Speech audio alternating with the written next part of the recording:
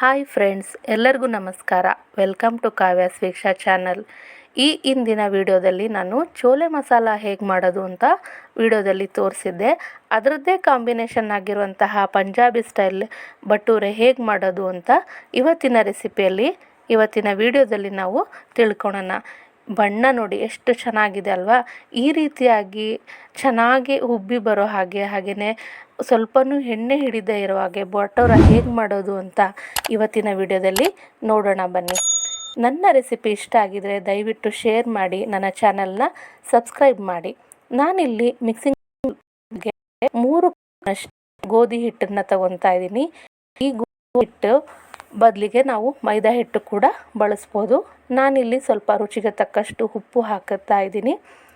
ಹಾಗೆಯೇ ಅರ್ಧ ಸ್ಪೂನಷ್ಟು ಬೇಕಿಂಗ್ ಸೋಡಾ, 1/4 ಸ್ಪೂನಷ್ಟು ಕುಕ್ಕಿಂಗ್ ಸೋಡಾ ಅಂದರೆ ಅಡುಗೆ ಮನೆಯಲ್ಲಿ ಬಳಸ್ತೀವಲ್ಲ ಆ ಸೋಡಾ, ಅರ್ಧ ಕಪ್ನಷ್ಟು ಫ್ರೆಶ್ ಮೊಸರನ್ನು ಬಳಸ್ತಾ ಇದ್ದೀನಿ.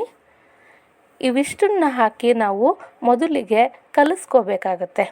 ಈಗ ನಾವು ಇದನ್ನು ಮೊದಲಿಗೆ ಇಷ್ಟು ಸಾಮಾನುಗಳನ್ನು ಹಾಕ್ಕೊಂಡು ನೀಟಾಗಿ ಕಲಿಸ್ಕೋಬೇಕು. ನೀರು ಹಾಕಬಾರ್ದು, ಯಾಕೆಂದರೆ ಇಲ್ಲಿ ನಾವು ಮೊಸರನ್ನ ಬಳಸ್ತಾ ಇರೋದ್ರಿಂದ ಫಸ್ಟ್ ನೋಡ್ಕೋಬೇಕಾಗತ್ತೆ.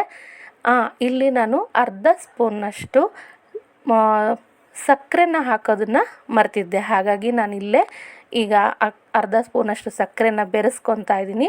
ಹಾಗೆಯೇ ಸ್ವಲ್ಪನೇ ನೀರು ಹಾಕ್ತಾ ಕಲಿಸ್ತಾ ಇದ್ದೀನಿ.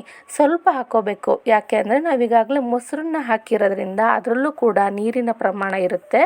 ಅದನ್ನು ನೋಡಿಕೊಂಡು ನಾವು ಇಲ್ಲಿ ನೀರನ್ನು ಹಾಕಿ ನಾವು ಚಪಾತಿ ಹಿಟ್ಟಿನ ಅದಕ್ಕೆ ಕಲಿಸ್ಕೋಬೇಕು. ಇದನ್ನು ನಾವಿಲ್ಲಿ ಒಂದು ತಟ್ಟೆ ಮುಚ್ಚಿಟ್ಟು ಒಂದು ಅರ್ಧ ತಾಸಿಂದ 1 ತಾಸುವರೆಗೂ ನಾವಿಲ್ಲಿ ನೆನೆಯಲಿಕ್ಕೆ ಇಡೋಣ. ಒಂದು ಅರ್ಧ ಗಂಟೆನಾದರೂ ನೆನೆಯಬೇಕಾಗುತ್ತೆ, ಅಥವಾ 1 ತಾಸಾದರೂ ಕೂಡ ನಾವು ನೆನೆಸ್ಬೇಕು. 1 ತಾಸಾದರೆ ಚೆನ್ನಾಗೇ. ಟೈಮ್ ಇಲ್ಲ ಅನ್ನೋದಾತಂದರೆ ಮಿನಿಮಮ್ ಅರ್ಧ ತಾಸಿಲ್ಲಿ ನಾವು ನೆನೆಸ್ಬೇಕು. ಚಪಾತಿ ಹಿಟ್ಟನ್ನು ನಾನು ಇಲ್ಲಿ ಸಣ್ಣ ಬಿಲ್ಲೆಗಳನ್ನಾಗಿ ತಗೊಂಡು ಈ ರೀತಿಯಾಗಿ ಪೂರಿನ ಹದಕ್ಕೆ, ಪೂರಿ ಮಾಡುವಾಗ ನಾವೇನು ಬಿಲ್ಲೆ ತೊಗೊತೀವಲ್ಲ ಸಣ್ಣದಾಗಿ ಉಂಡೆನ, ಆ ರೀತಿಯಾಗಿ ಉಂಡೆ ತಗೊಂಡು ಸ್ವಲ್ಪನೇ ಹಿಟ್ಟು ಹಾಕಿ ಲಟ್ಟಿಸ್ಕೊತಾ ಇದ್ದೀನಿ. ಯಾಕೆ ಅಂದರೆ ನಾನಿಲ್ಲಿ ಎಣ್ಣೆ ಹಚ್ಬೋದು, ಆದರೆ ಕೆಲವೊಂದು ಸಮಯದಲ್ಲಿ ಏನಾಗುತ್ತೆ ಅಂದರೆ ಭಟೂರ ಆಗಲಿ ಪೂರಿ ಆಗಲಿ ಏನಾಗ್ಬಿಟ್ಟೆ ಎಣ್ಣೆ ಹಿಡಿದ್ಬಿಡುತ್ತೆ. ಆಗಾಗಬಾರ್ದು ಅನ್ನೋ ಕಾರಣಕ್ಕೆ ನಾನೇನು ಮಾಡ್ತಾಯಿದ್ದೀನಿ, ಇಲ್ಲಿ ಸ್ವಲ್ಪನೇ ಒಣ ಹಿಟ್ಟನ್ನು ಹಾಕ್ಕೊಂಡು ಲಟ್ಟಿಸ್ಕೊತಾ ಇದ್ದೀನಿ. ಇದೇ ರೀತಿ ಉಳಿದ ಎಲ್ಲ ಚಪಾತಿ ಹಿಟ್ಟನ್ನು ಸಣ್ಣದಾಗಿ ಉಂಡೆಗಳನ್ನು ಮಾಡಿಟ್ಕೋಬೇಕು.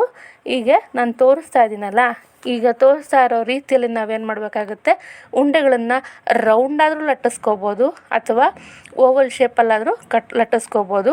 ನಾನಿವತ್ತಿಲ್ಲಿ ಓವಲ್ ಶೇಪಲ್ಲಿ ಲಟ್ಟಿಸ್ಕೊತಾ ಇದ್ದೀನಿ. ನಿಮ್ಗೆ ಇಷ್ಟ ಆಗಲ್ಲ ಅಥವಾ ಅಂದರೆ ನೀವು ರೌಂಡ್ ಶೇಪಲ್ಲೂ ಕೂಡ ಇದನ್ನು ಲಟ್ಟಿಸ್ಕೋಬೋದು, ಅದೇ ರುಚಿನೇ ಇರುತ್ತೆ.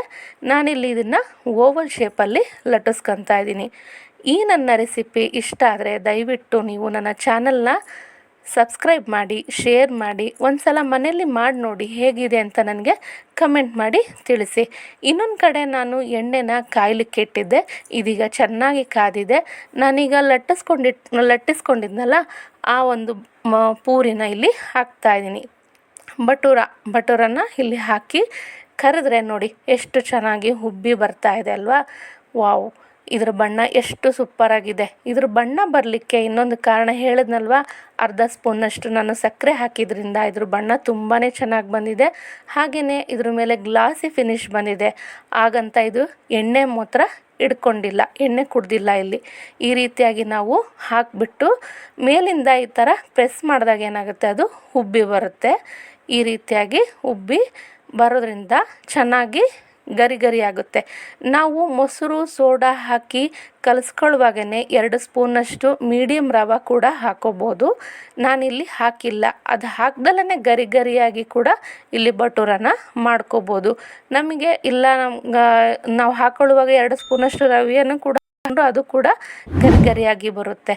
ನೋಡ್ತಿರಲ್ಲ ಎಷ್ಟು ಸೂಪರಾಗಿರೋ ಪಂಜಾಬಿ ಸ್ಟೈಲಲ್ಲಿ ಮಾಡಿರುವಂತಹ ಚೋಲೆ ಮಸಾಲ ಅಥವಾ ಚೋಲೆ ಭಟೂರ ಹೇಗಿದೆ ನೋಡ್ತಾ ಇದ್ದೀರಲ್ವಾ.